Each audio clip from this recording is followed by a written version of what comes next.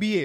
বাংলাদেশের প্রেক্ষাপটে আমাদের মেয়েদের স্বপ্ন হচ্ছে আমি বিয়ে করব, বরের সাথে বসবো পাশে, আমার গায়ে একটা সুন্দর বেনারসি শাড়ি থাকবে, আমাকে দেখতে সুন্দর লাগতে হবে। সুন্দরের সংজ্ঞা কি? আমার পেট দেখা যাবে, পিঠ দেখা যাবে, স্কিন তো দেখা যাবেই, হাত পা তো অবভিয়াসলি দেখা যাবে, এবং চুল তো দেখা যাবেই। একটা স্টেজে সবার সামনে পুতুলের মতো বসে থাকে, আর তার পাশে একটা গাধা আর একটা গরু বসে থাকে। নন মাহারামরা দেখে, সাথে মাহারামরাও দেখে। আর পাশে যে গাধাটা বসে আছে, যে গরুটা বসে আছে, ওই গরুর ফ্রেন্ড, এলাকার ছোট ভাই, এলাকার বড় ভাই, তারাও দেখতেছে এই মেয়েটাকে। তো এই মেয়েটার তো কোনো হেলদোল নাই, পর্দার তো কোনো জ্ঞান নাই। আর পাশে যে গাধাটা বসে আছে, ওটা তো প্রাউড ফিল করতেছে, মনে মনে হাসতেছে, মানে প্রাউড ফিল করতেছে, ও একটা জিতছি, আমি বিয়ে করছি, ও দেখ দোস্ত কত সুন্দর তোর ভাবি, আরে দেখ না দোস্ত, আরে কি, মানে বউরে সবার সামনে দেখায় সে খুব প্রাউড ফিল করতেছে। আরে গাধা, কেন গাধা বলতেছে এটা পরে বলতেছি। আসলে যখন তোমার বউকে দেখে বলতেছে মামা তুই জিতছস, তার মানে সে তোমার বউয়ের চুল থেকে পায়ের নখ পর্যন্ত সে ভালোভাবে অবজার্ভ করছে। তুমি কল্পনা করো, তোমার বউকে তুমি সুন্দরভাবে প্যাকেট করে বোরকা পরে তুমি বিয়ের সেরে নিয়ে আসছো, তাহলে কি তোমার কোনো ফ্রেন্ড বলবে যে মামা সেই একটা বিয়ে করছস? কারণ সে তো দেখতে পাচ্ছে না। এখন তুমি কল্পনা করো তোমার বউকে তুমি সেটা আনোই নাই,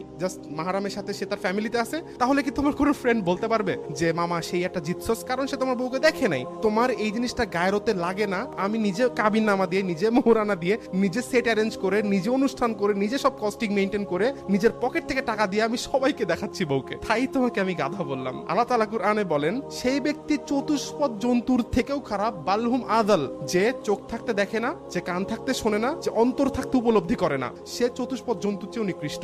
যে তার ওয়াইফের দায়িত্ব পালন করতে অপারক। দায়িত্ব বলতে কি শুধু ভাত খাওয়ানো না, শুধু নিয়ে হানিমুনে যাওয়া না, শুধু নিয়ে ট্রিপে যাওয়া না, শুধু তাকে খাওয়ানো না। দায়িত্ববোধ কাকে বলে? তোমার বউকে তুমি পর্দার আড়ালে রাখবা, তোমার বউকে তুমি ঢেকে রাখবা, তোমার বউকে তুমি সবার চোখ থেকে আড়ালে রাখবা। This is the main responsibility of A husband. তাকে বলা হয় দায়ুস। যে তার বউয়ের পর্দা মেইনটেইন করতে অপারক, যে তার বউয়ের হায়া মেইনটেইন করতে অপারক, সে ব্যক্তি হচ্ছে দায়ুস। আর দায়ুস কখনো জান্নাতে যাবে না, লা ইয়াদখুলুল জান্নাহ। তাহলে তুমি জাহান্নামী হচ্ছ।